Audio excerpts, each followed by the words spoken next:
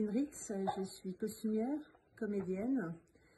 Je travaille depuis 1984 et je suis syndiquée au Syndicat français des artistes CGT. Je suis membre de l'Institut d'histoire sociale de la CGT. Alors du coup, pouvez-vous nous expliquer plus en détail ce qu'est l'Institut d'histoire sociale de la CGT? Alors avec plaisir. L'Institut d'histoire sociale de la CGT, comme je vous le disais, c'est une association montée par des syndicalistes. L'objectif de cette association, c'est de raconter l'histoire ouvrière. L'objectif, c'est de considérer que cette histoire ouvrière, elle est mal racontée. Donc, il y a besoin de la raconter autrement. Et pour bien la raconter, il faut que ce soit ceux qui font l'histoire ouvrière qui la racontent. Aujourd'hui, dans les syndicats de la CGT, s'écrit l'histoire que d'autres raconteront demain. C'est quoi vos missions principales en lien avec du coup la sécurité sociale? Alors, l'émission de l'IHS, vous voulez dire, l'émission de l'Institut d'histoire sociale, on a l'habitude de dire à l'IHS qu'on a 5 grandes missions. Les 5 C.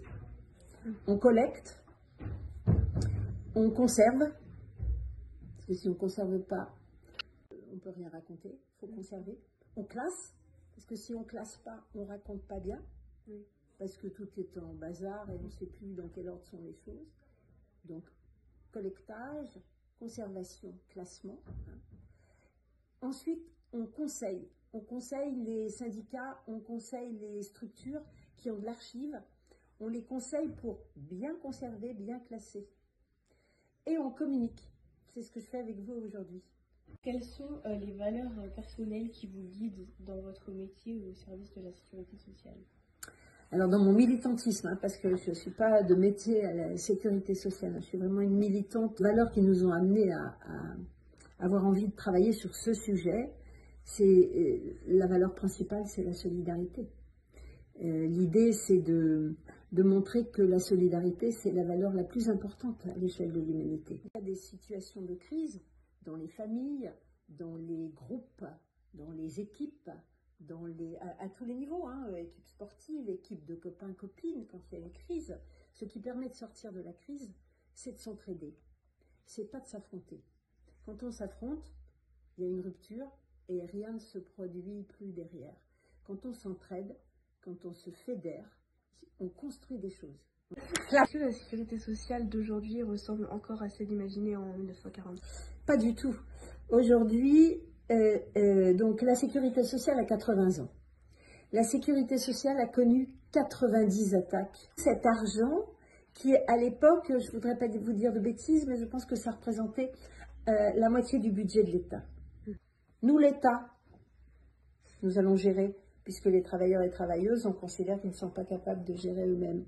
Erreur. La sécurité sociale a été, le moment où elle a été le mieux gérée, c'est le moment où elle a été gérée par les assurés eux-mêmes. Si vous aviez un mot pour décrire la sécurité sociale, pour vous, ce serait quoi? Je viens de le donner, je crois. C'est l'amour. C'est un système qui est fait parce que la base de l'ambition de ce système, c'est de s'aimer suffisamment pour être solidaire. Donc c'est solidarité et amour, les mots magiques. Mais vous voyez bien, c'est aussi une idée humaniste.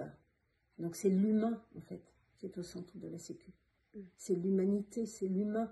C'est le fait qu'on est tous et toutes des humains fragiles, avec des besoins simples finalement. Vivre, être heureux, voilà. C'est une idée basée sur l'amour et le bonheur à la sécurité sociale. C'est pas des grands chiffres. C'est pas un truc où ils se sont torturés la tête à faire des comptes et des machins. Non, ils se sont juste dit comment on fait pour ne plus être en difficulté quand on ne travaille pas et qu'on ne ramène pas de sous. Comment on fait si on est malade à ce moment-là pour se soigner? Comment on fait si on est vieux et qu'on ne peut plus travailler? C'est une idée simple en fait. À la base, c'est l'idée de solidarité, de fraternité, de sororité. C'est donc de l'amour, ça peut être que ça. Enfin, je suppose du coup que c'est important de célébrer les 80 ans de la sécurité sociale, mais vous pouvez nous dire un peu pourquoi, pour vous, c'est important de le fêter? Pour vous? Non, pour vous. Non, pour vous. Ah. C'est important de fêter. C'est important de fêter pour la jeunesse. On en a parlé tout à l'heure, il y a une question sur la jeunesse. C'est important que vous entendiez que la sécurité sociale, c'est une œuvre collective magnifique. C'est une œuvre qui fait rêver.